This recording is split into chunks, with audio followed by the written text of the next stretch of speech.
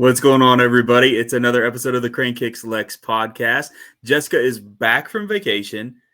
Kyle is not here with us. He's with us in spirit. Dylan is in the house. How's everybody doing? How was Michigan? You went to Michigan, right, Jessica? Yeah, we were in the Traverse City area, and we went to Sleeping Bear Dunes. We had a very active recovery type of vacation. I feel like every day we did something different: kayaking, biking, hiking. Yeah, we did a little bit of everything. Picked some cherries, so that was a lot of fun. I highly, highly recommend if you're into visiting national parks and stuff like that. Sleeping Bear Dunes is absolutely gorgeous. And yeah, just everything in that area is just absolutely beautiful. Everywhere you turn, there's another lake. And yeah, it was really cool. So we had a blast. The pictures were awesome. And I know you threatened to move there. You're like, if it wasn't for everybody there, we'd be gone. And I'm like, you know what? Yeah. If you do, just make sure you still plug LSC. It's fine, whatever. For sure. We were definitely repping every day. We had some LSC paraphernalia every day. Had to rep. The random people on hiking trails. And they're like, what is this? Like, just put it on your car. Don't worry about it. Yeah. People will they'll get it. Dylan, what's up with you, man? How's everything going? Everything's going pretty well. I'm excited because I'm finally getting to go on vacation this upcoming weekend. So I'm looking forward to showing you guys pictures of all the cool things I'm doing. So, and you're going to Colorado, right? Yep, going to Denver, going to Red Rocks, seeing the Avett brothers, if anyone's a fan of them. So nice.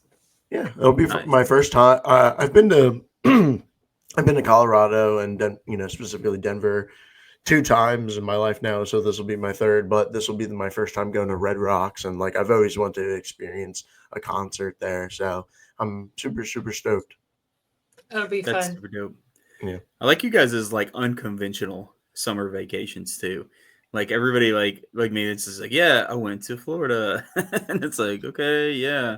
Those are cool shout out places, to kind of go somewhere a little off the beaten path and maybe where you're not gonna boil alive and it'd be 500 degrees, especially up in Michigan.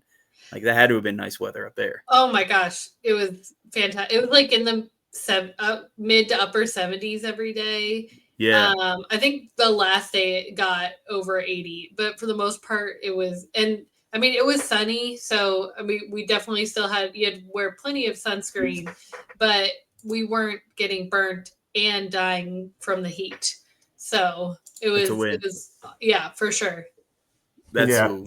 I specifically plan, vacations where, I have a little cooler weather. And also I like to be doing something. I don't like to go there and go someplace and sit somewhere on a beach. So a beach is kind of not really my vibe. And plus growing up, I went down the shore all the time in New Jersey. So kind of beached out in my life, sand, it's coarse, it gets everywhere, Yeah. So I remember seeing you on a few episodes of Jersey Shore. Yep. Yeah. Yeah. I don't fit the bill for the cast. You're in the background. That's dope. Yeah. I mean, hey, got to get those vacations in. I'm I'm contemplating Burger Week over here. I forgot that it was happening, and then I saw something pop up. And so now I'm just vacation's over. Maybe we can just eat 14 burgers and it'd be okay. But I'm going to abstain. But I do have to say, it's tempting. There used to be a time, before I had kids, where I would hit up all of the burgers. I would go to every single one. I was much more fit back then, and I could justify it. I'd be like, whatever. I went to the gym 6 days this week. I can go eat all these burgers. Now I'm having to be a little bit more health conscious and being okay, which of these 2 burgers am I going to fit into the menu so that way I don't have heartburn for 4 days and feel like dying? Yes. Yeah. But man, they amped up the menu this year, because I feel the last couple years I would look at it and I wasn't even tempted to go out and try it. I was like, meh, that's a pretty normal burger. Meh, you guys have done that one before. This year there's so many people participating, different restaurants, And like I feel like they're being super creative with a lot of them, but not like wacky. Just like, hey, this is like a cool combo that we wanted to try out, and it'd be like a super indulgent burger that we think people would like. So I don't know. I don't know if anybody else has like kept up with it, because I feel like Burger Week used to get hyped way more than it does now. But I think Yeah. it's really cool to like see all these different restaurants trying to put out like some specialty stuff. And then of course they always like, if they do good, sometimes they add it to their menu and you get to keep it forever and ever. But I might have to hit up one or two of these. Do you have any I ones that you're eyeing specifically, Tyler? That is my problem. I'm super indecisive. I keep like looking through this, and there's probably at least a good 10 on my mind. I will say, and this might be like a little curmudgeon-y to like throw out there. I've noticed that they have like all these different like burgers. If you're listening and not watching, I'm throwing up my quotes right now. Like check these in. It's like shots instead of an actual burger. Or like there's another place, I forget where it was. I think they had a cocktail instead of a burger that's burger themed. And I'm like, come on. Yeah, That should Miss not me be with in that. Burger Week. If you want to like have like something when people show up to eat your burger, and that's kind of like there as an option as a special little thing, that's cool. But I want like burgers, even the dessert burgers. I even have a problem with those where it's like, here's a waffle with ice cream. It's not a burger. It's Yeah, not no. a burger. Crank and Boom normally participates. I actually worked for them at one point and helped with I think I even helped like because I worked in the kitchen, like the main kitchen, come up with a burger ish. Wow, Tyler hated you for that.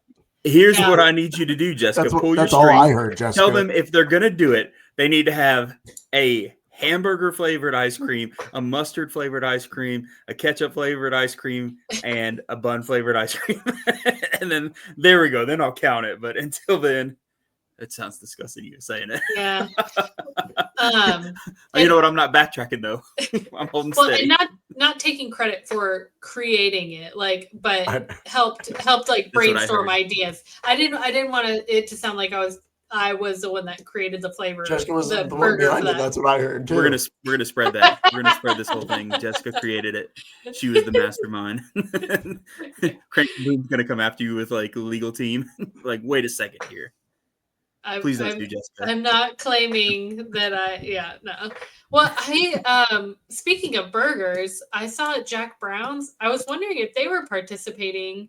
Yeah. Because I saw on their social media of a new burger, but I don't see it on here. So I wonder if they just came up with a new burger in general, which it sounds amazing. I saw that new burger they came up with and it did sound like amazing. Everybody says they have legendary burgers. Yeah, it's like fried pickles and a few other things, and I'm always a fan of fried pickles. What I mean, like with them being like the official like Railbirds spot for away games. Yes, their burgers are really good too. They're fantastic. I got to get out there and try one. I keep missing it. I tried to go to that one whenever I was on my way back from Florida, that terrible trip I told you guys about, and just missed it by hours because of traffic. Although I thought I'd be there, but that's okay. It's okay because people have plenty of opportunities to go out there because we're still in our away game stint. We're still trapped in this forever long away game series. But that's okay because apparently, unlike in the past, we've decided that we're just going to win games on the road.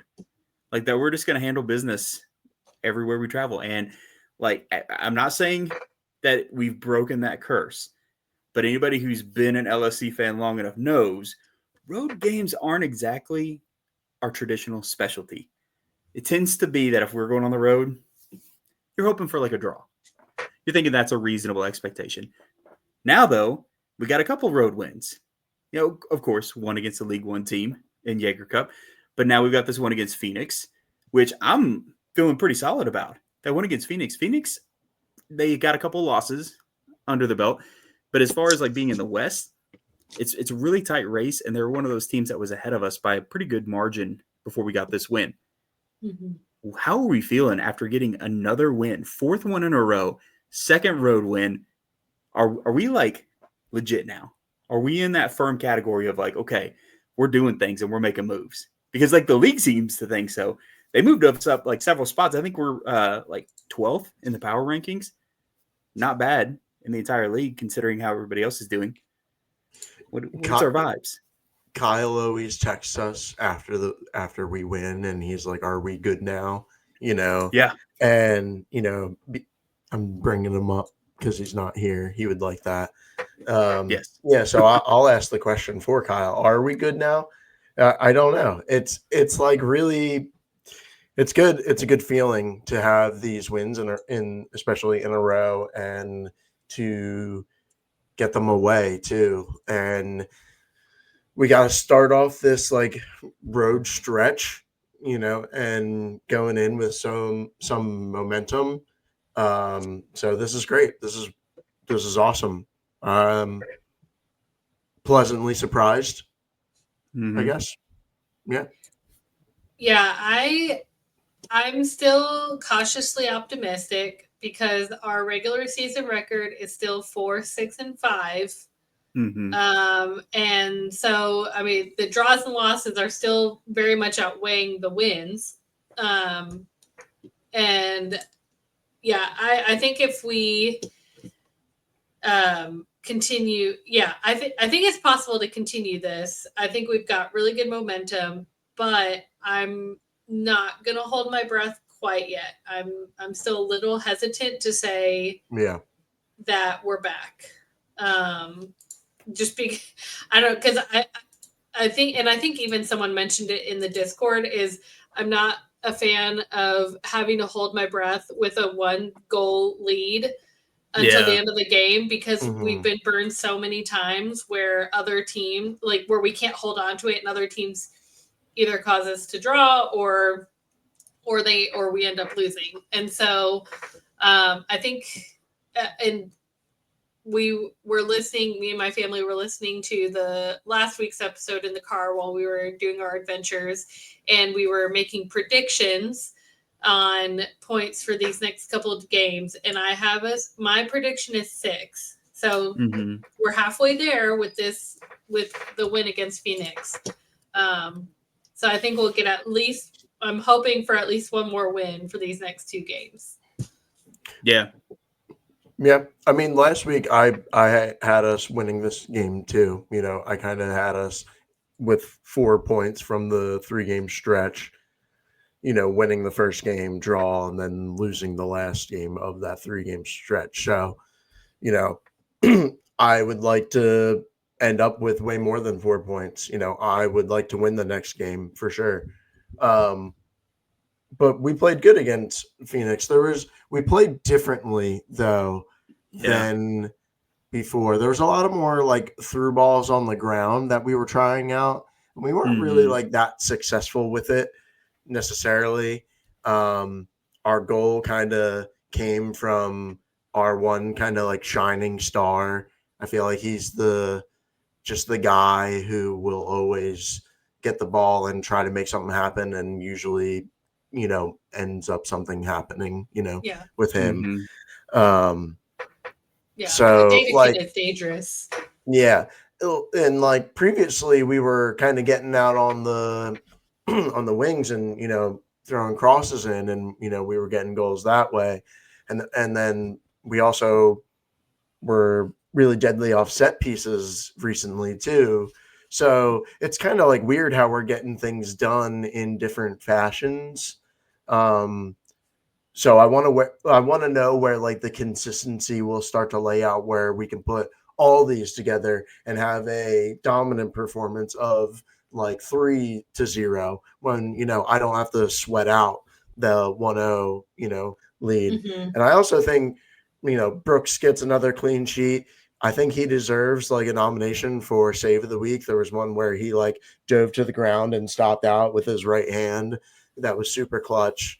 And I'm just a fan of his success. And, earlier in preseason, someone asked like what signing I was really excited about. And I brought up him, because of his high ceiling, and, he just continues to play really well. So I'm super proud of him and love having him in goal. You bring up him having like a good save. The thing that irks me, I can't stand this about like stats for keepers. He technically only had 1 save in the entire match, and the rest are all like recoveries. I get it, I do, but like, man, like sometimes I'm like, just call it a save when it's the keeper like picking up the ball or using their hands to collect the ball. If they don't use their hands, it's probably going to go in a lot of those times. So just count it as a save. Now, if it's completely off frame or whatever, that's fine. But if it's on frame and they have to grab hold of the ball, that should count as a save in my mind. But that's just me. I don't know if that's a correct opinion or not, but it's always weird to me whenever you're like, oh man, they like stopped that shot from going in like this time. And then you go look at the stats and it's like, no, they didn't have any saves. What are you talking about? Are you crazy? So Yeah. that was weird, but he had a good performance, especially like that one little like that dicey moment where the ball deflects off Kieran Sargent. Like he's trying to get it out of there. And it took like a weird touch off of him and it bounces back. And luckily Thompson's like ready. He was already watching. He had it covered. So that was really, really good. And it didn't end up being like a little bit of a own goal situation deflecting off the defender. So that was clutch on his part. This game, you mentioned it felt a little different than how we've been playing. Mm-hmm. And like when I first watched this, like it felt, I don't know, we were very aggressive right out of the gate. We got our goal and then we were still aggressive, but in a very different way. And I think that's where I felt that shift and that change. And in some ways, the first watch through, the game felt a little like messy and chaotic, especially after we got our goal from Adedokun. So like that goal from there on out, I was just like, wow, this is so chaotic. And I think it's just because we were letting Phoenix flounder in chaos. We were letting them be frantic with trying to just do anything they could to get a chance, score a goal. And so like initially, I don't know, like maybe I'm off base with this, but initially it felt very much like, oh man, they're like pressing us hard. Oh man, Phoenix is like putting the pressure on us and like we might crack. And then I watched a lot of it again and I'm like, no, like we were still in control in a lot of those moments. Like there were like a couple of dicey moments, of course, there's always going to be. But it felt like we were doing such a good job of absorbing a lot of that pressure. I mean, you even see it later in the game whenever we do all those subs. We do almost pure defensive subs late in the game. Like we don't do a whole lot of like for like subbing. We end up saying, you know what, let's get Danny in here. Let's get Daniel Wu in here. Let's get Gael in here.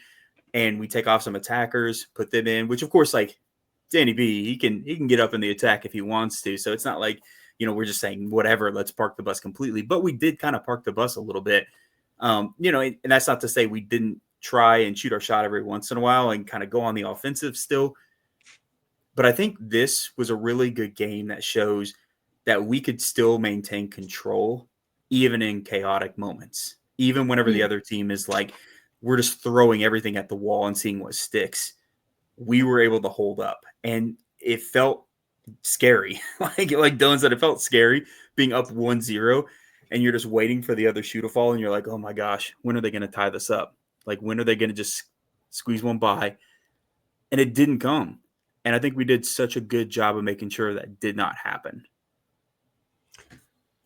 I'm just like so confused why we kind of like changed our strategy in this game from like what our previous strategy was, where we didn't really try that many crosses, it seemed like.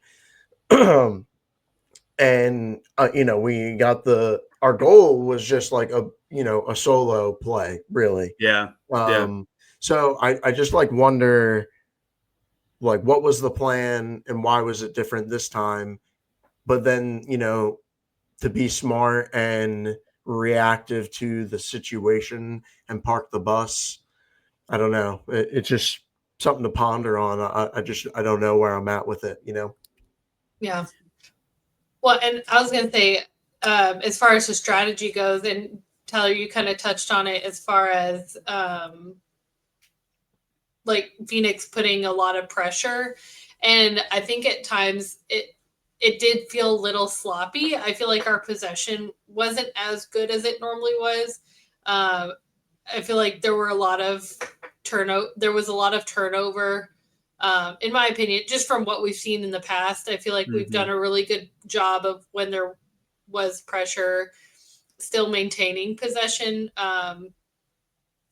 And and it also didn't seem like when we were in our offensive third, we weren't recycling the ball a ton, which I feel like has been kind of something we've griped about in the past, is that we get there and we don't keep that pressure on. We kind of let off the gas a little bit to, pass around before we finally try to get a set piece or take a shot. And so I feel like we didn't see as much of that either. So I feel like it's been kind of nice though, seeing the change in how we've been playing recently. It's been different, but I mean it's been getting results, so something's working. Yeah. And one other thing, sorry, really quick, I was going to add is Adedukin. He had so many good opportunities. I was so bummed. Like several breakaways. I feel like, yeah. Oh my gosh, that was exciting to watch. Yes, he had a game for sure. It felt like he could have gotten 4 for sure. Like every time that he had the ball, it's like he's gonna let one rip. Like this is gonna be another one. Yeah, and Sargent too. He had a really good one. Man, yeah. That's a good shout with Sargent. Like he was constantly in the mix, especially defensively. There are so many times where he'd just come like sliding in, stopping a shot on goal. Like he'd be putting the pressure on. Like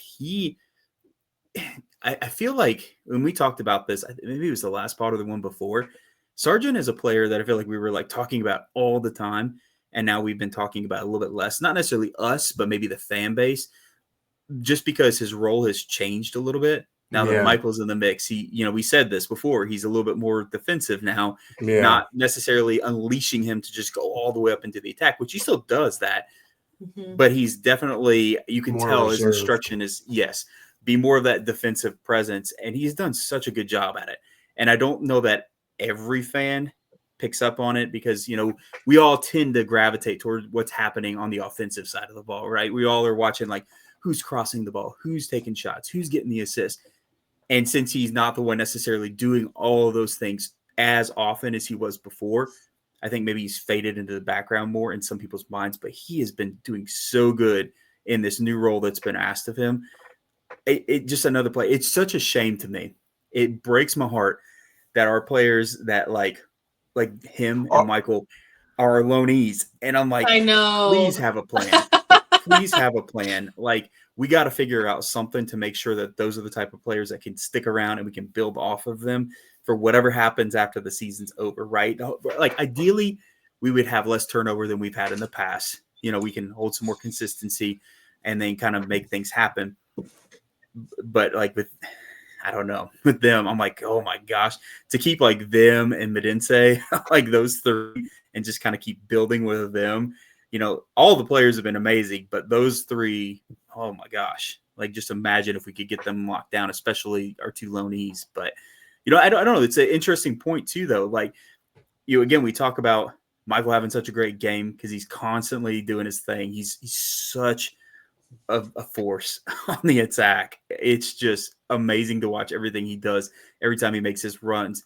Who out of this, for you guys, maybe didn't get as many accolades or maybe wasn't, seen, let's say seen, right, as much that you feel like was pretty instrumental in this win?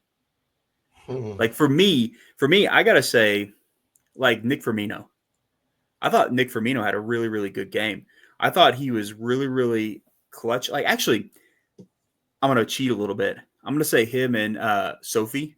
So Sophie Jafal, those two combined were really, really stellar with making sure the ball was getting distributed where it needed to go. So, like, I feel our central midfielders, they kind of like ebb and flow, right? Because we keep kind of switching up who's there. Yeah. Sometimes. It's kind of like a fluid spot, it seems. I feel like this pairing did a really, really good job of getting the ball in places that it needed to be. I mean, with their passing numbers combined, like what Nick had 44 or 48 passes were successful, so like 92%. Sophie had 39 of 43 for 91%. Both of them were making passes into the final third pretty regularly, like 3 for Sophie. Then we had another 4 for Nick. I thought they did a really, really nice job of that. And then, it was really cool seeing their like little 1-2 combo that they were doing. Nick would release up high a lot of times, and then Sophie would end up dropping back into our back line, which would release like Xavier when he was out on the field so he can push up, or one of our other backs could end up moving upward. And then we'd have Sophie back in the back line as an extra little defensive presence. So I thought they did a really, really good job on this. Yeah, I was gonna say Firmino. I think his role has kind of like really been fluid and changed throughout the season. We saw him more up top, and now I feel like he's kind of more natural back there, and he can distribute more, and he's very good at it. When he was up higher, he was kind of like whiffing shots too much. So now in this role, he can be more of a distributor and let his skill kind of flow. I kind of have a love-hate relationship with Sophie, right? I feel like he's like glass cannon, right? Like he's liable to make a really dangerous turnover at any point, but he's also really liable to make a really dangerous play for us at any point. So I don't know. There are a lot of moments where he gives the ball away in a really dangerous spot, and it makes me so annoyed. But then, there's the other part of it when he makes a very good play, and I'm like, oh, why can't you do that the other time? But that's all like, I would agree with that. That's what I like about him though, is that he will always make up for whatever blunder he has. Like if something doesn't go well and you're like, oh my gosh, Sophie, what are you doing, man? 2 seconds later, you're like, oh my gosh, Sophie just scored a goal, or he just had an assist, or he just had like a key block. Like I can appreciate that about him, because sometimes you'll have like players on a team and they make blunders and they're still out there, and then they make another one and they're still out there, and then they make another one, and you're like, when are we gonna stop this? But I do appreciate, because I agree with you, Dylan. Like I've seen him have a couple of moments here and there where I'm like, oh, that could have been real bad for us, or maybe it was actually bad for us. But then he does immediately, I think, recognize that, and I think instead of him just letting it kind of avalanche, he's like, okay, let's get this right, and he makes up for it. And I will say I do appreciate that about him. But yes, sometimes I do have a little bit of a heart attack when everything's happened. I'm with you on that, man. But I mean, I agree with you. Like Nick has been real tricky. He's been like everywhere. I feel like out of all of our players, he's the one where, as we've seen other players come and go into the rotation, it's like, okay, Nick, you're a striker now. Nick, you're a wing now. Nick, you're a cam. Okay, Nick, now you're CDM.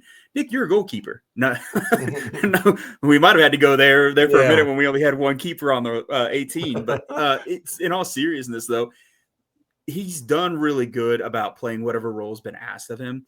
And maybe that's just what he is. Maybe he is just an amazing, versatile player that it's like, look, I need you here. I need you to do this. Do your thing. And I agree with you, Dylan. I like where he was at most recently. I feel like he did really good. He was beating people in duels. He was getting the ball where it needed to go. I feel like he was a really comfortable presence there. I like him in that spot. I really do. And I think that's a lot of the reason why we ended up with a clean sheet, him along with our back line, because of course our back line did a really good job themselves. And then of course shoring up the defense. So I don't know, Jessica, did somebody stand out to you in particular? Either different or same? I don't know if necessarily for this specific game, but sure. I would say Zenge, we didn't see him much at the beginning of the season, and but we're seeing him a lot more now, and I don't have specifics on exactly what he does necessarily, but just watching him play, I feel like he has contributed a lot in the games we have seen him.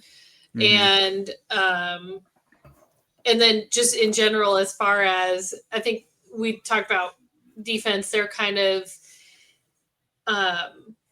in the they're not as noticeable when it comes to I mean, unless we lose, but in games we win, we're like, oh yeah, obviously a Data King because he scored the goal. But, we still had to get a clean sheet. I feel like our steady defense, they're the ones that are always in the back of my mind, like Hafferty and Burks. They're just really solid. And definitely something to players to appreciate as far as what they bring to the team as well. That's a good shout.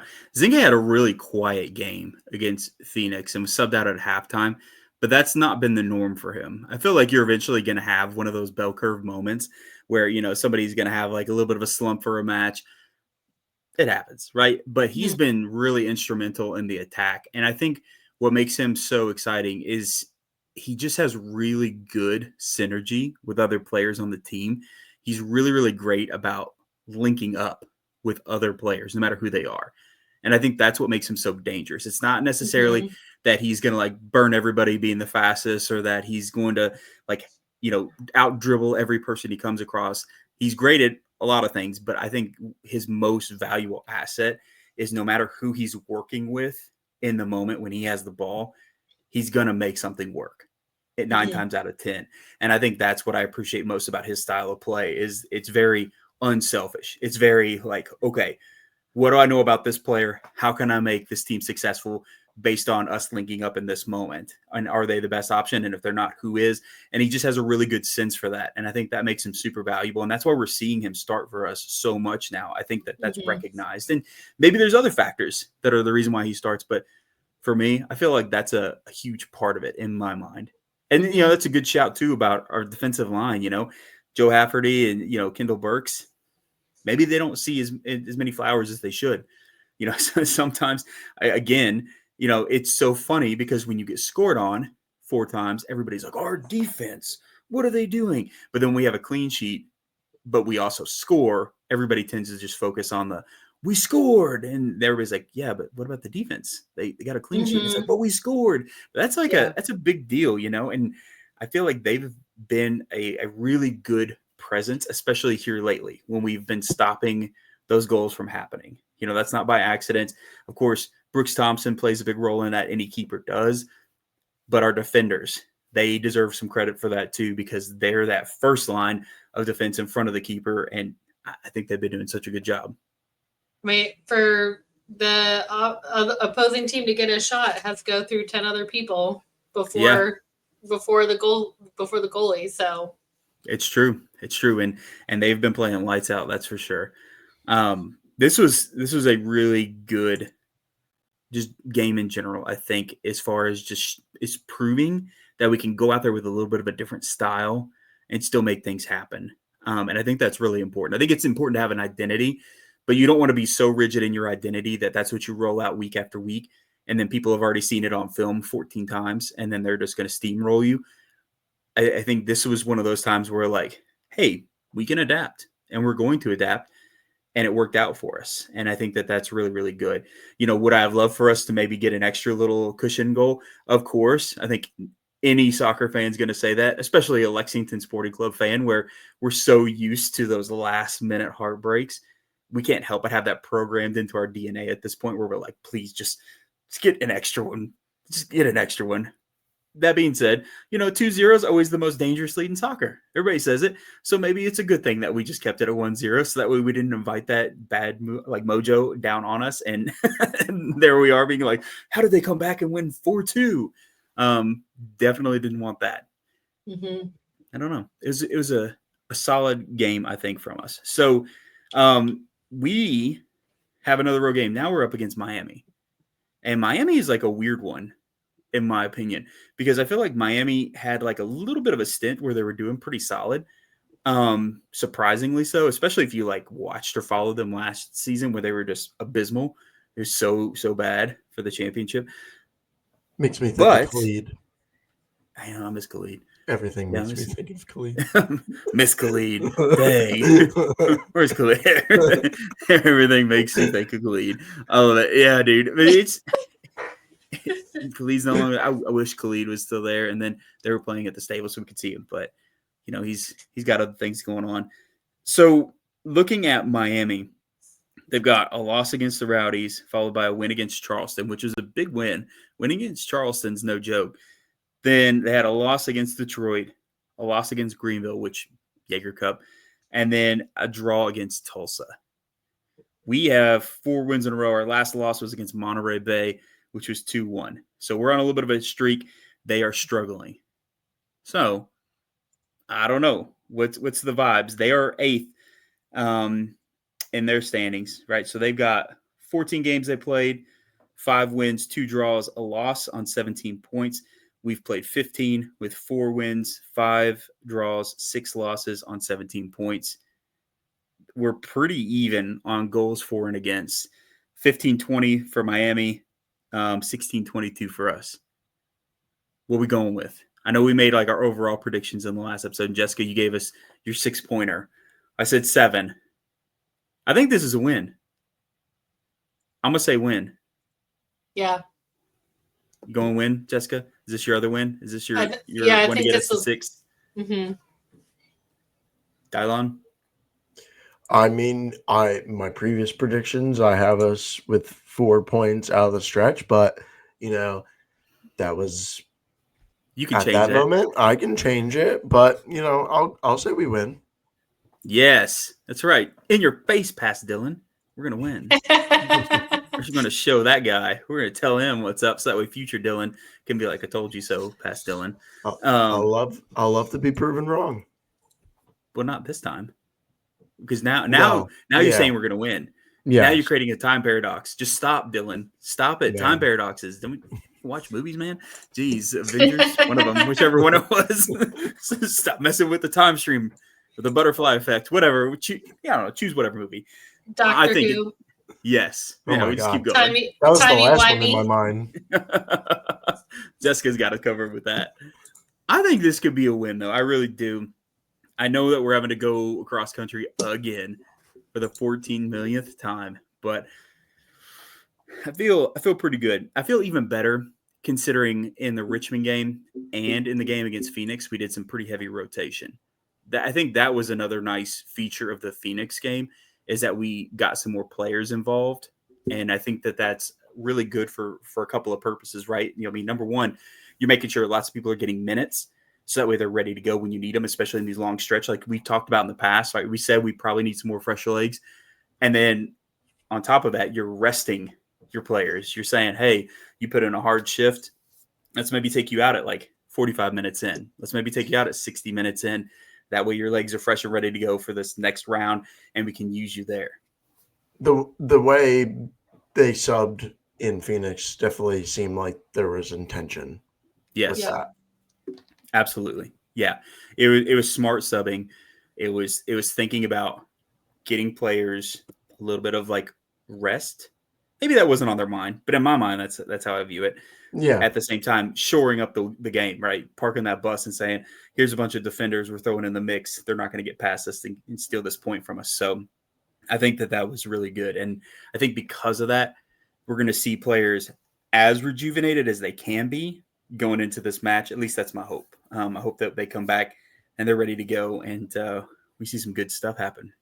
One thought that just crossed my mind is, and I haven't been keeping up much on social media to see anything that would potentially prove one way or the other, but Sargent, he had him getting subbed out at the end of the game or towards the end with that tackle he made, and he went down really hard. So I do have some concerns there, and I hope that he is not injured.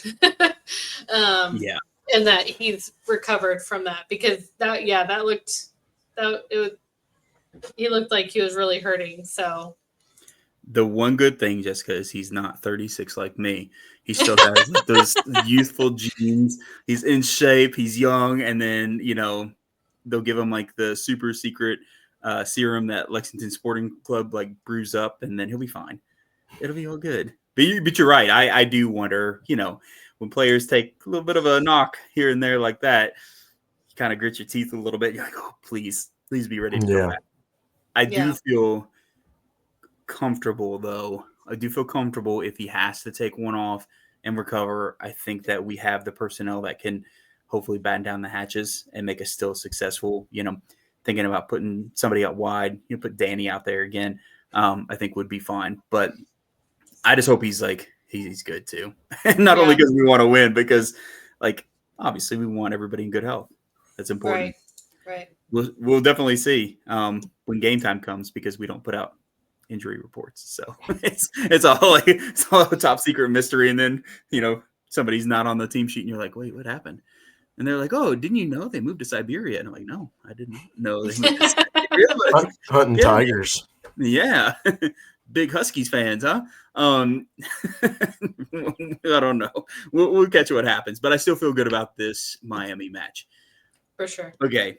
Before we transition into like Super League news, just real quick, I want to touch on USL 2 because USL 2 is quickly coming to a close. We have one last game on the 12th, and it's at home. So not only is it a home game and the last game of the season, it's a big game. Fort Wayne has 2 matches. They have one on the 9th, one on the 12th. They are at 22 points. We're at 23. We only have one more match. So pretty much how it shakes out, best case scenario, we win. If we win this last match, we're good. We're going. We got 26, but only if we can get Fort Wayne to stumble in these last 2 matches. We can't be having them get more than 1 win. And ideally, a loss as the pairing to that. So there are a lot of scenarios where Fort Wayne ends up winning the group. Really only a couple scenarios where we do, especially because in the last pod, we talked about how, somebody out there that does a bunch of USL2 work, they did some crunching numbers. They found out that we pretty much, as long as we went out, we could clinch that little wild card spot that exists in USL2. Come to find out, there's some top secret setup. I don't think it's top secret. I'm lying here. It might be very out there and in the open, but apparently we are not allowed to get that wild card spot. It was not reserved for people out of our particular division, only certain divisions in certain conferences. So that wild card is going to go to a team that's potentially worse in the standings overall or has fewer points. That's whack. That's super whack. It's whack. And I get it that some of these divisions and conferences, there are more teams than in ours, and there's a lot of other little factors here and there. And also there are some USL2 teams that draw big crowds because that's their team. Their team in that region is the USL2 team, whereas it's kind of like a development team for us, more so than the team, but still as lame. So the only way that we get out of this group is we get this win and hope Fort Wayne stumbles the whole way. So on the 9th, we need to be doing, some version of a rain dance, except for them losing. Whatever bad mojo you can put on them, make sure you do it, so we can get a team in the playoffs, because that's all I'm looking for. But I think that us getting a win is definitely possible. It's at home against West Virginia. I think we can do that. I think that shouldn't be too big of a task, but we'll see. All we can do is cross our fingers on this one. Fort Wayne can get a win on this next one. They just can't get one after that, and we have to win out. So we will see what happens as of the 12th. The 12th will be the big deciding day, which is kind of crazy. It's real weird that we kind of have our own little decision day going on just for our USL2 team. But I'm ready to see where we land. So good luck to the USL2 team. If you guys can go out there on the 12th, remember those matches are free and they're entertaining. So if you're not doing anything else, go watch them play. Cheer them on extra hard. Hopefully we can get that win and seal things up. Fort Wayne, more like Fort Lame. Am I right? Boom, roasted. Boom, roasted. Got him. Clip that. I'm clipping that. Dylan, shut him down. Open up shop. All right, let's talk USLS. Or I don't know. Can I say that now? USL? Gainbridge. No, they're not sponsored on this podcast. Gainbridge Super League. It's true. Yeah, USL Super League. How about that? We're not changing for anybody. Don't give them the free advertisements. Gainbridge. Yeah, what the heck, man? That's so weird. Somebody actually messaged me that covers NWSL, and they were like, what is this Gainbridge thing? And I was like, it's the USL trying to be like Barclays Premier League. Except nobody says Barclays Premier League. They just say the Premier League. So it's how long before people are just no, I'm not saying Gainbridge. We're just gonna go ahead and say Super League, and that's it. I can't imagine too many people are gonna be like, "Did you catch that Gainbridge Super League game?" No, no, I did not, sir. No. I was watching the Super League, the USL Super League. You can't make me change. All right, now that I'm on my grandpa soapbox again, let's chat a little bit about this. So we went over our returners last time, as well as what we had 4 new signees for the last episode. That was it, just 4. Now we have a whole plethora of people joining us. I mean, first, we got to celebrate Sarah Cox officially returning. That's great. I feel real good about that. So now we have a returner for each section of the field. And that makes me happy, especially I feel like Sarah Cox didn't get as much love as she deserved, especially, with how well she played under a lot of circumstances. She did so good. And of course, that's why she won Save of the Year for the league. So whatever. I'm super excited that she's back. Of course, we have another keeper here with us too. So we'll see if we get a third, if we're going to roll like the championship side and just roll with 2 keepers and then maybe no keepers at some point. I don't know. That still baffles me. But we got some people that are coming in here. But first, before we get to the other people, now that we talked about Sarah coming back, got a new coach. Well, first of all, you called it. Hey, I know. Oh my gosh. And I think a lot of people think I had insider knowledge, and they're like, oh, somebody just told Tyler and he just had to keep it secret. Let me be 1,000,000% clear. Nobody told me when I made this guess. Nobody. I was looking around at who was available. I did ask somebody who's very plugged into the NWSL. I'm like, hey, what coaches do you think have contracts coming up? And so they gave me some ideas. I don't know for sure, but maybe this group of 20 people. And then of course you're looking at all these other coaches, and I just kept looking, and I was like, something is weird about Masaki here. I'm getting vibes that he's coming here, and I don't know. It felt like year one. You guys, I don't know if anybody really truly knows how much super sleuthing I did in year 1, except for maybe Kyle. Kyle understands how much, because Kyle would always be like, how did you figure this out? How do you know this? And I'm like, I don't know. I don't know. All my skills coalesced into finding out this player that's going to sign with us. I really wish these skills would do something that would make me rich, but here we are. Now I know this player a day ahead of time. But no, that was really cool. More so in the sense that I feel like a lot of the vibes and the stuff I've heard about Masaki Hemmi have been good. I haven't really gotten a lot of people saying oh man, he's going to your club, better watch out. None of that's been going on, which you always worry when you're hiring a new coach that's been around. You're like, okay, what is the fan reaction from other places going to be? Are they going to be happy to be rid of this person? Are they going to be sad? Are they going to be telling you good luck in kind of a backhanded way? What's going down with that? And so far feels like good vibes. Now, I think, especially from some player perspectives that I've kind of heard through the grapevine, not necessarily with LSC, but just out in places that he's worked, it seems like he's a really good players coach, and that he's somebody that can build a really good culture and somebody that you can kind of rely on to do things the right way and really try and build something successful. And I think that's something that we really need. We really, really need it. You know what I mean? It's just no club of ours, or no team of ours within our club, I should say, has had consistency in that regard as far as a coach is concerned. We'll see what happens with the championship, right? We might end up getting that consistency finally with the championship, especially with Boston and the Crew on a roll.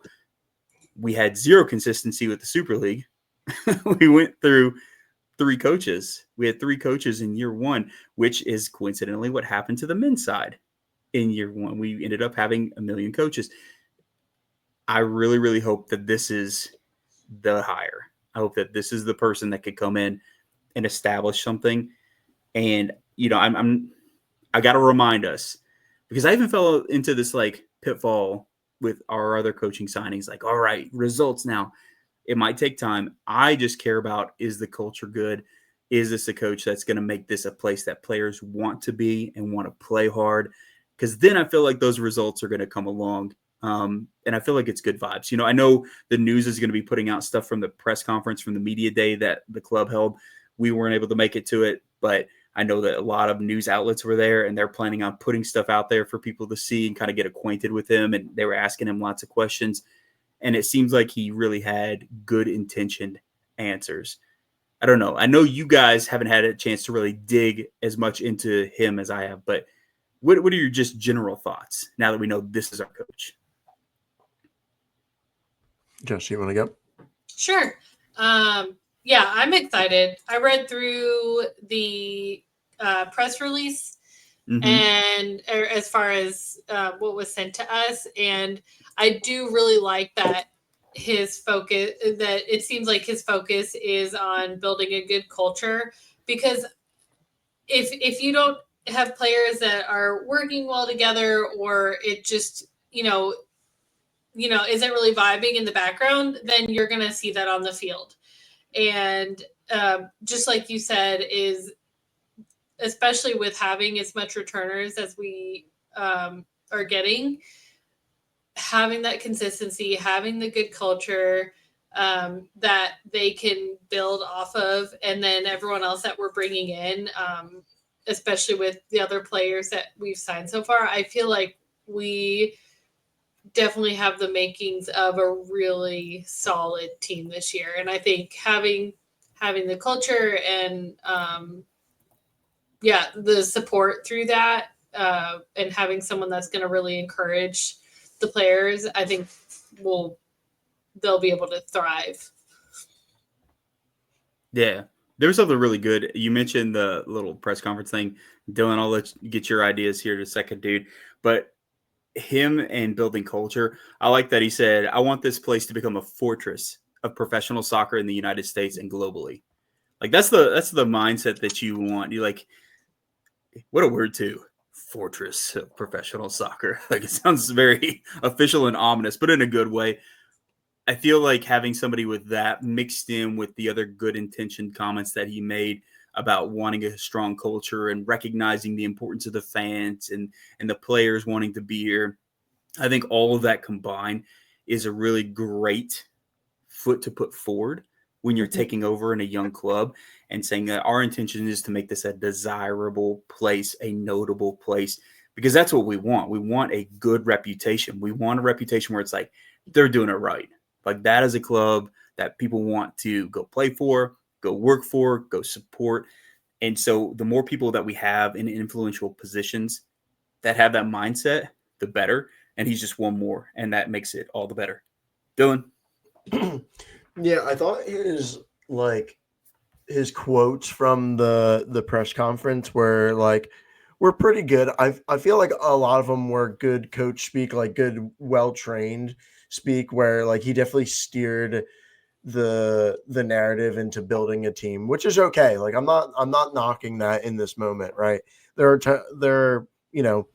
It's his first moment as a head coach, and he's gonna like be prepared for what he's gonna say and everything. So like I'm not knocking him.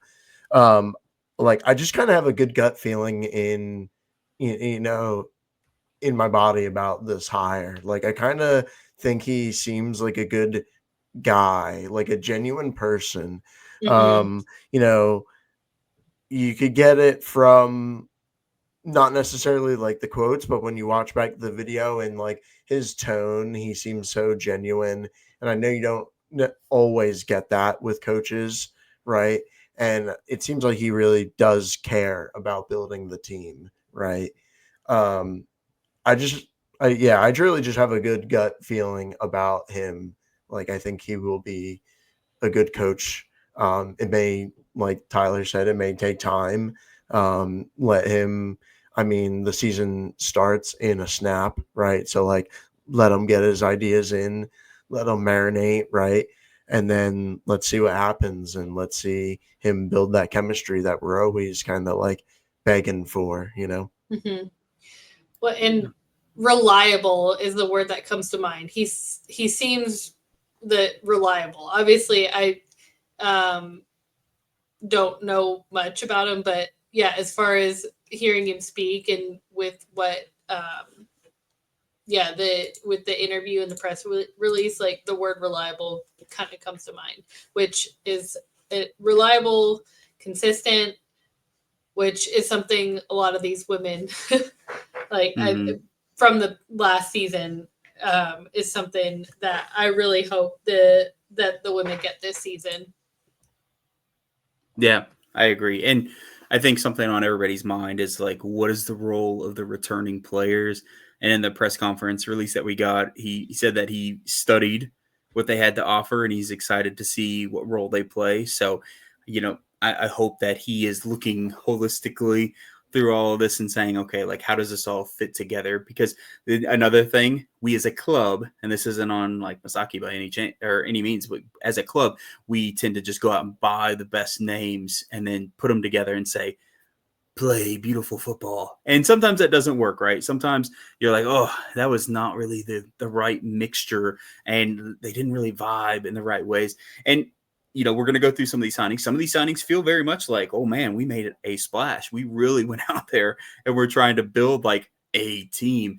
So I think this will be an interesting test to see if this year with us retaining a decent number of players and then also going out there and getting more notable talent, how does that all kind of combine together? How does that mix in a way that is effective and successful and makes all players feel like they have a valid shot to contribute as opposed to just being like, how we've kind of seen in the past, like you are last year's player, so you're going to kind of get relegated down the chain a little bit.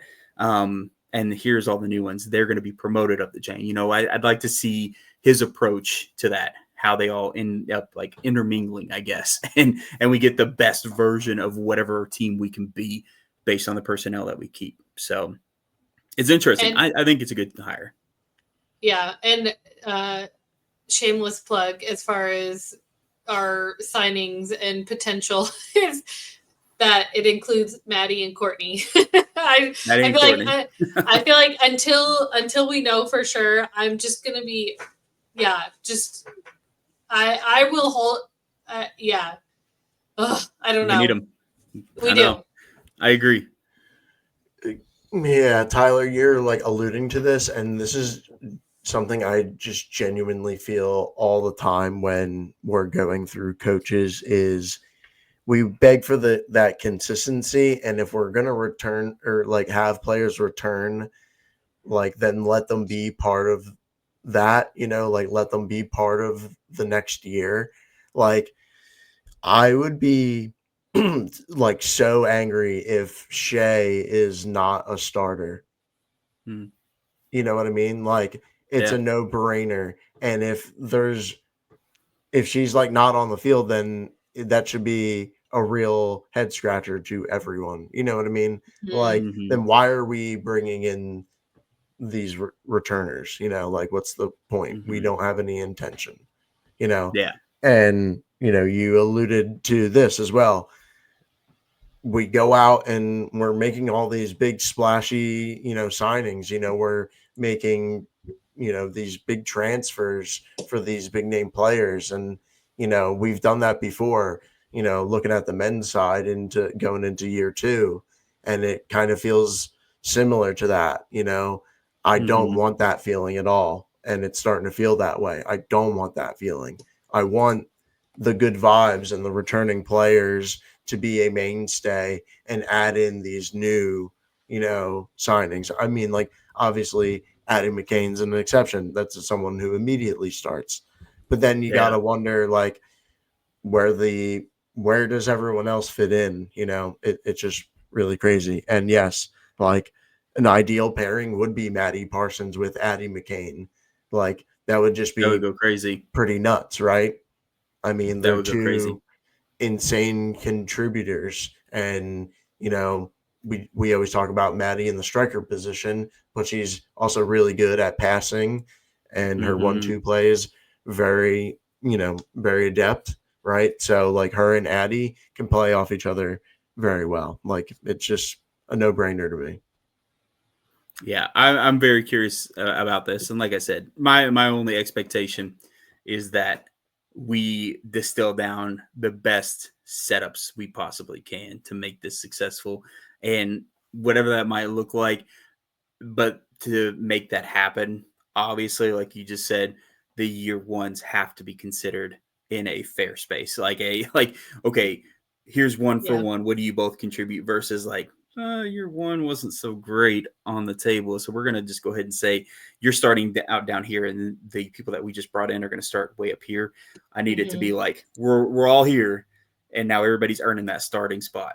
Like everybody's earning it, and then I can feel better about things. And I think that, I don't know, Masaki gives me the vibes that will potentially happen. We'll see. Should I say Mac? Feels so informal to call him Mac. His name he goes by, and it always makes me think of Always Sunny. Mac. Yeah, I'm going by. I'm always referring Mac to him takes as Mac. us to a championship.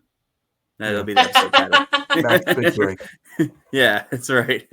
Okay, so we got 10 players that joined us. I think we're up to 22. I'm pretty sure officially 22 at this point. So 10 players coming in. Tadi Fung, who is a midfielder from Fort Lauderdale, is joining us. We got Hannah Schartz, who's a center back with experience in Finland, Iceland, Portugal. So been abroad. That's really great. Catherine Berry, forward from Chicago Stars. Who else do we have? Amber Nguyen is a midfielder from the Courage, so out of the NWSL. Hannah Johnson is a defender from Angel City. Cassie Rohan. Okay, I cannot stop thinking about Lord of the Rings whenever I see her last name. You guys know the reference, right? The Riders of Rohan. And like, I'm just like, oh man. Somebody even joked with me, this guy that does a Portland Hearts of Pine podcast on Blue Sky, he was like, this is all I think of. And it was it on purpose because you guys are horses? Did you sign her just so that you could make like a TiVo of that? And I'm like, you know what? That's not a bad idea. That'd be fine. I would be all on board with it. And that's all I picture every time I see her name. And I'm like, that is so cool. I'm all on board for that being a thing. But she is a midfielder from Chicago Stars, and she also played in Sweden for Sundsvalls FC. I hope I said that right. We'll see. Somebody will correct me. Taylor Almer from Spokane. Yeah, she came from the Zephyr. So she actually was with Racing Louisville too at one point. So a name that is known in the region. She's a midfielder. Kat Asman, she is a goalkeeper on loan from Orlando Pride. So our other goalkeeper that we have on the roster is actually a loanee from Orlando in NWSL. We got Addie McCain, of course. Dylan just mentioned her. She can play forward and midfielder, but very much attacking minded. She's coming out of Fort Lauderdale. If you don't remember her name, this is going to hurt, but less now. She scored the first ever USLS hat trick. Against us. So that might be why we signed her. If you can't beat them, join them. That's right. Make them join you. Just absorb them into the horde. Yeah, so she's with us. I think she had 10 goals on the year, 2 assists, I'm pretty sure. I know she was rocking it out. I think she was in the upper echelon for things like duels, and I feel like maybe there was a couple other stats that she was crushing it in. So she's a player that, like Dylan said, it feels like probably an instant start, but who knows? And then we got Mariana Laroquette. I hope I said that good, Laroquette. I know both are a little good. Those, yeah. She's a striker on loan from Orlando Pride. So now we have 2 loanees from Orlando, which last year we grabbed loanees from Orlando. I don't know. We have this weird connection to Orlando right now. So we'll see. We'll see what goes down. But we have 10 new starters. Was there a name that jumped off the page to any of you all that you're like, okay? And it's okay if you say the one that I feel like we're all thinking. Yeah, probably Addie. Yeah, I think it's pretty obvious. Addie, yeah. I feel like you kind of have to say it's likely Addie. And I don't know if that's just like bias from inflicted wounds. We still hold scars that she left us. And so now I look at them every day and I'm like, this one here is from Addie McCain. This one here is from Addie McCain. But now Addie McCain's on our side, so it's okay. So I don't know if it's just that, but she does feel like an impact player to me.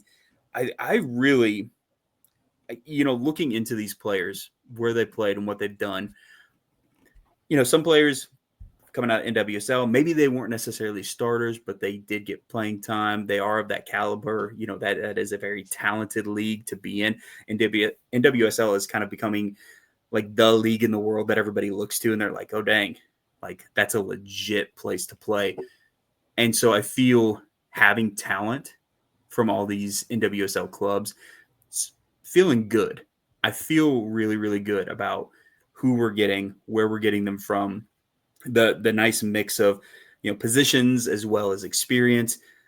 I think that, one thing that really stands out to me from last year is last year it was a lot of fresh out of college. This is your first opportunity, which I am all for, by the way, because let's be honest, we've all been in those like job application situations where it's like, how much experience do you have? And it's like, well, I'm 19, so none. And they're like, well, dang, I can't hire you. And it's like, well, who do I get experience from? And it's like, oh, another firm that wants experience from you. It's kind of like the same thing with soccer, right? You have to sometimes look at these players and be like, yeah, I know they're fresh out of college, but they got to get this start somewhere. And I feel like they are capable. But this year, the people that we're bringing in, not really seeing fresh out of college, right? We're seeing they've got some experience at some level professionally already now that they're joining us. So it feels serious, feels like a serious roster construction. I'm real excited to see where everybody lands and how this all shakes out. I don't know. It's interesting how much, and other teams are doing this too, but it's interesting how much we're doing like this loanee situation with NWSL. We're pulling a lot of players from these teams and getting them some minutes, but also kind of scary, right? Because it's like, do we have a clause to buy them if they do great?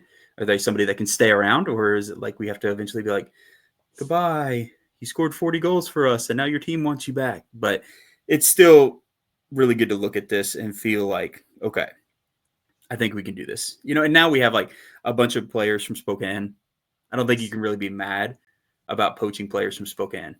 Like, they were a really good team last year. They stumbled at the beginning, and then it's like once they got their coaching stuff figured out, they righted the ship and they were just taking off. Yeah. And I feel like it really showcased their talent. Same thing with like Fort Lauderdale. We grabbed players from Fort Lauderdale. They were out there in the final. That's another team that really got the job done. They did their thing. So I think I feel good right now. Coaching hire and personnel on the squad so far. I am curious to see who else we bring in, because maybe there's a couple more out there. I don't know if we're going to get a goalkeeper 3 or if we're just going to run 2 like what the men's side did. Of course, we keep saying that we're in limbo with like Courtney and Maddie. Who knows what's going to go down there? Everybody's wondering about like EJ, and then if she's going to come back and join in the squad. Yeah, I don't know. It's good. What do you guys feel right now about the squad holistically? Go ahead, Dylan. I was going to let you go. No, I think it's a good roster construction so far. Yeah, I don't really have necessarily any like complaints. I think defense is something we really need to focus on. Right, that's something that I feel like was more of an issue than the offense, during the season. So, yeah, that's all I can say. It is interesting. I do feel like we're a little light on the defensive side of the ball overall. Like, we had a lot of defensive returners, but as far as like players that we picked up, I think we only had like 2 or 3. Maybe? Well, I guess if I count in like the ones we talked about last week, it ends up being like 3 or 4, which isn't so bad, I guess. Yeah. I guess if everybody has a like for like, it's not terrible. But yeah, that is a good shout though. Like, we did let in a lot of goals last year, so that is somewhere that I feel like, if we're gonna beef up anything, it's got to be like getting some extra help or synergy, or like maybe different tactics. Maybe that's all it was. Maybe it was just tactically we needed to kind of spruce things up to make sure that doesn't happen again. But I, for one, don't want to be the team that's getting scored on in buckets again this coming year. I think that's something that I think every fan will feel relieved to know, that we're just not letting in tons and tons of goals, because that's what happened last year. And it was tough. My main concern, and it feels a little forward heavy. Yeah. And so my concern, which I think a lot of the fans, I can speak on behalf of a good bit of the fans, is that the forwards that we're bringing in will push out Maddie Parsons. And we know that they're like letting her train with the preseason and stuff.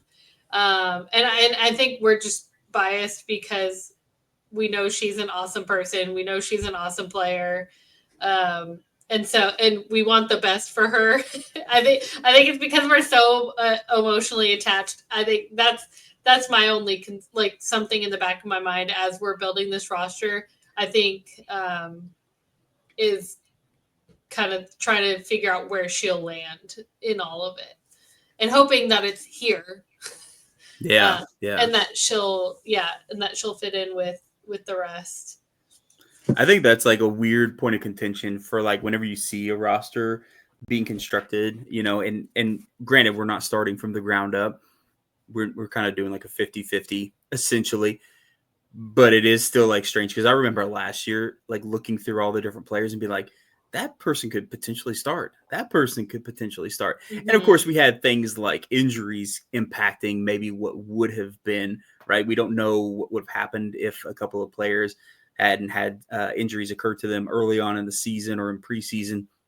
But at the same time, it was like super weird to be like, oh, that's a player that I thought we'd see a lot more of, and then they just kind of disappeared and faded out into the background. I really, really hope this works out and we see some really good rotation, because that is something for the most part, aside from our like year 2 guys that ended up getting all loaned out, I feel like minus a player or two on the championship side, all the players are getting some decent rotation. There's a couple that you can say like, I haven't even seen that person in years, like that's tough. But overall, I feel like 90% of the players on the men's side are seeing action and being used to make us better and make sure that, we're not just relying on like this one player, these, 11 players, and you wear them into the ground and then they get injured. And, of course, we saw this past year, we had a lot of players go out on international duty. And I don't know how often that'll happen this year. Of course, Nayoung Shin probably going to go get called up at some point. I mean, she was constantly getting called up because she was so impactful for her national team. But I just hope that we use the players in a way that it feels like we're ready no matter what happens. A player goes down, a player's gone, out on international duty, whatever the case might be. I hope that we keep everybody fresh and in the mix, and that we're just kind of a well-oiled machine of, next woman up. Like we're good. We're good. It's okay. We have somebody to fill that spot, and we're not scrambling and doing a bunch of weird stuff like how last year, especially in the second half of the season, it was like, okay, well, why don't we put a forward in as a center back, and then why don't we put this midfielder out as this winger on the opposite side that they've never played, and then we'll take this fullback, and then we're going to make them a striker. Like there was a lot of weird concoctions that were happening last year to just kind of makeshift our way through. So I hope that we see something a little bit more stable with all these talented players that we're either keeping or adding into the mix. Yeah. It's just, I hate knowing that Maddie and Courtney are kind of in limbo. And so I feel like I'll be able to rest a little easier once we know where they'll be. Whether it's here or another team, just knowing that that they're just not in a, we'll see where we end up, kind of thing. That, especially knowing, the valuable players that Maddie and Courtney are, that they'll be able to contribute in some way. For sure. I 100% agree.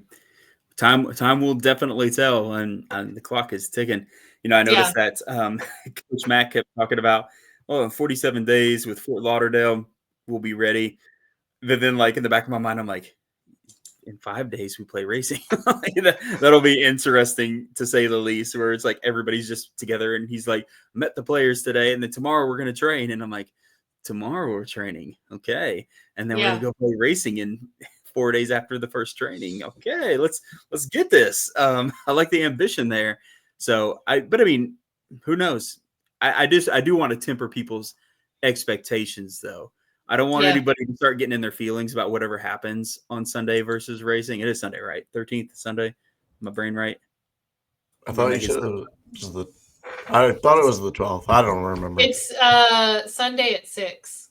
That's right. Sunday. Okay. So, yes, there we go. I thought that was Sunday, but I was like, maybe I'm lying to myself. But seriously, though, I do want to make sure everybody kind of takes it with a grain of salt because sometimes people go a little bit too crazy about preseason results. Even whenever, like, I understand, like, sometimes our teams have had, like, a couple months to prepare and we go play a preseason game. Everybody's like, what happened? We got trounced by this team. Remember, it's preseason. It's time to experiment.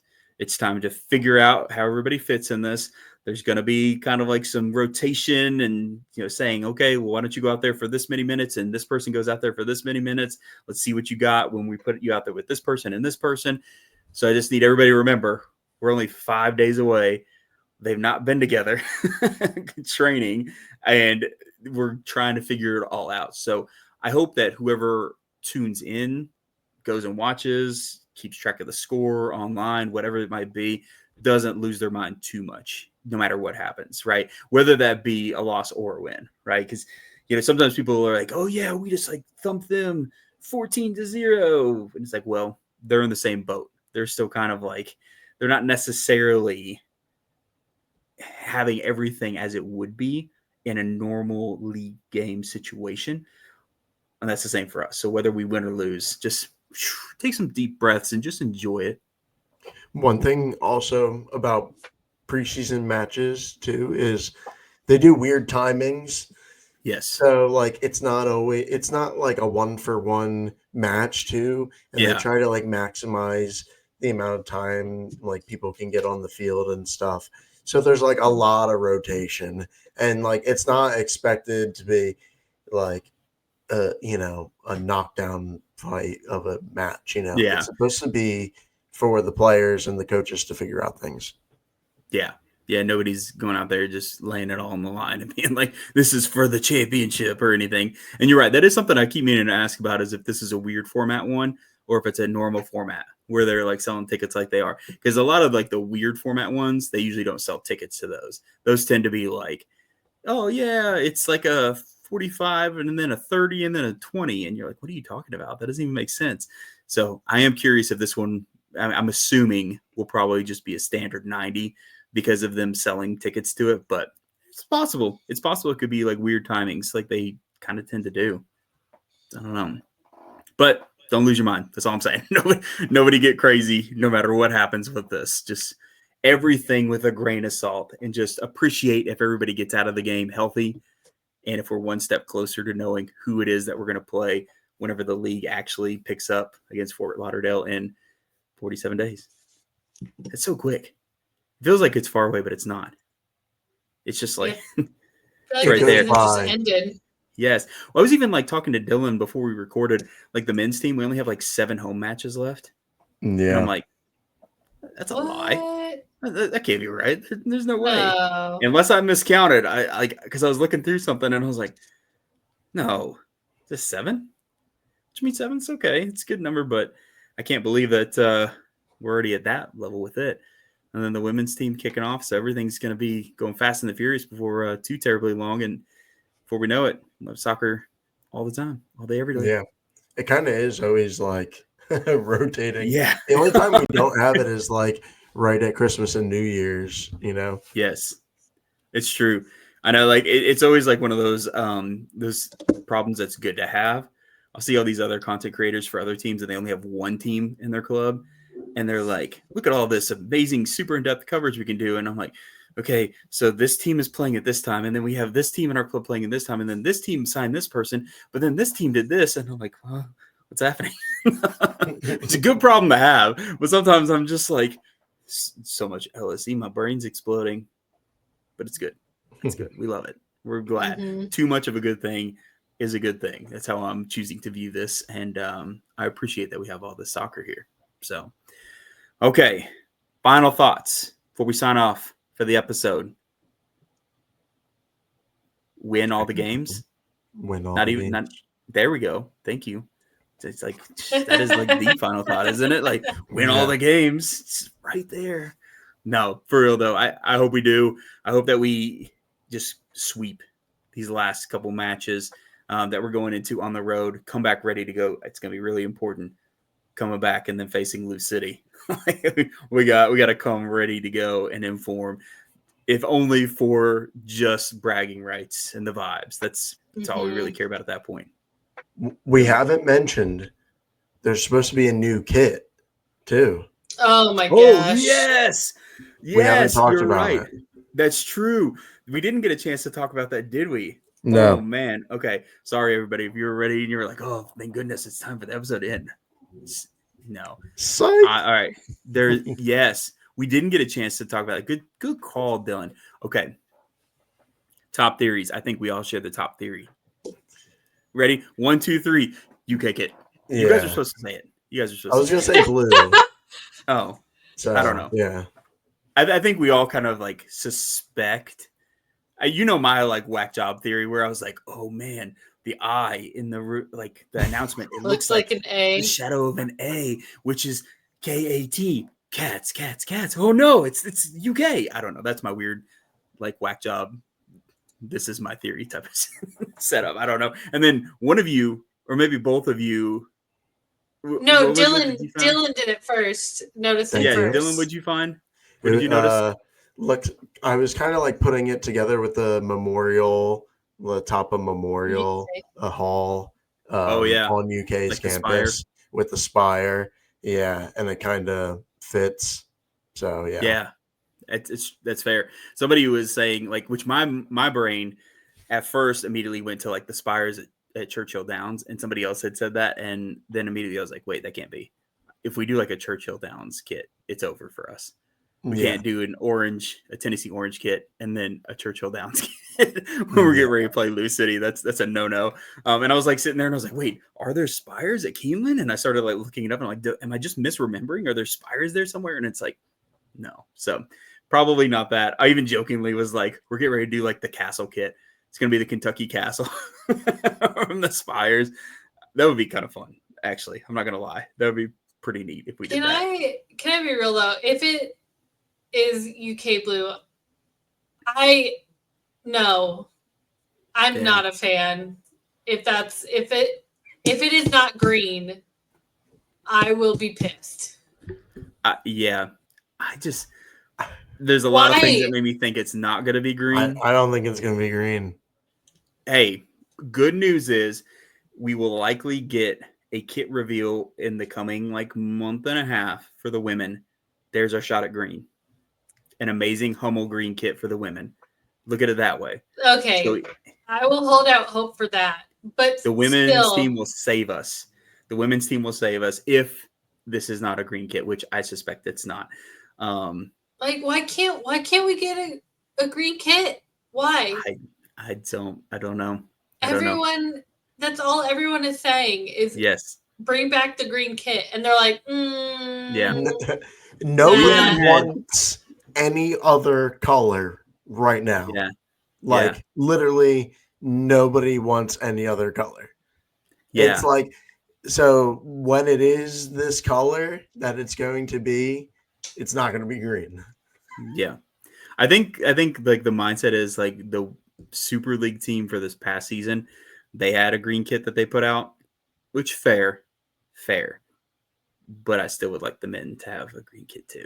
It's time. Our colors are green. It brings up the point that on the broadcast that they had the wrong kit for us when Orange County. Because we're not orange. The color orange. We are green. Yeah, they didn't even like try. They didn't even try at all. They just like slapped an Orange County kit on the graphic and we're like Lexington Sporting. And I'm like, that's Orange County that you are showing right there. They in fact actually put Corey Burke as a center back too. They got Burke and Burks mixed up, which that's a little bit more forgivable. And then at halftime review, it said the score was 1-1, and we're like, yeah, lies. They had the fix in, but then we figured them out, so they couldn't do it. So we caught it. But also like if it ends up being UK blue, we're not UK. No, yeah. I agree. I feel like at that point, like it's probably because of the partnership. It's probably because of the partnership. Probably. But at the same time, I'm kind of like, man, there are a lot of colleges in Lexington or directly around it. So like you kind of get into a slippery slope of having to be like, let's go. Like, why not a Transylvania University kit, huh? They've been here longer. Huh? Where's my Transylvania University kit with the bat on it? Give me that. But no, seriously though, you kind of you're going into a slippery slope by doing that, I think, but it is what it is. I'm not gonna hate on it until I see it. When I see it, I will have my judgment then.